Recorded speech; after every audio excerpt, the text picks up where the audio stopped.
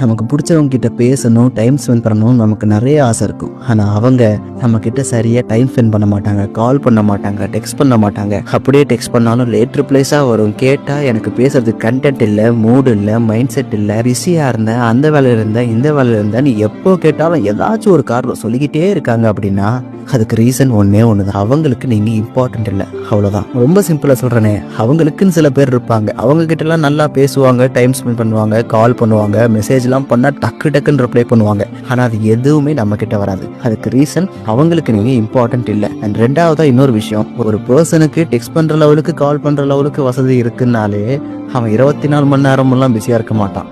ஏன்னா அந்த லெவலுக்கு பிஸியாக இருக்கிறவங்களுக்கு இந்த டெக்ஸ்டிங்கு, கால் பண்ணுறது, இந்த மாதிரி வசதியெல்லாம் கண்டிப்பாக இருக்காது. ஸோ அப்படி ஒரு வசதி இருக்குன்னாலே அந்த பர்சன் எந்நேரமும் பிஸியாக இருக்குன்னு சொல்கிறதெல்லாம் போய் எப்போவாது இதெல்லாம் சொல்லலாம். ஆனால் எப்போவுமே அதான் சொல்கிறாங்கன்னா அவங்களுக்கு நீங்கள் இம்பார்ட்டன்ட் இல்லைன்றதை மட்டும் புரிஞ்சுக்கங்க. அப்படிப்பட்ட பர்சன்ட்டெல்லாம் போய் உங்கள் டைமை வேஸ்ட் பண்ணிட்டு இருக்காதீங்க. ஏன்னா அவங்களுக்குலாம் அவ்வளோ சீனே இல்லை, அவங்க ஒர்த்தே கிடையாது. ஓகேவா?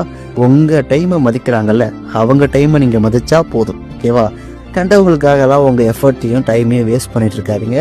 அவங்களுக்கு ஒரு பெரிய கும்பிடா போட்டுட்டு டாட்டா பாய் பாய் சொல்லிட்டு உங்கள் வேலையை பார்த்துட்டு போய்கிட்டே இருக்கு.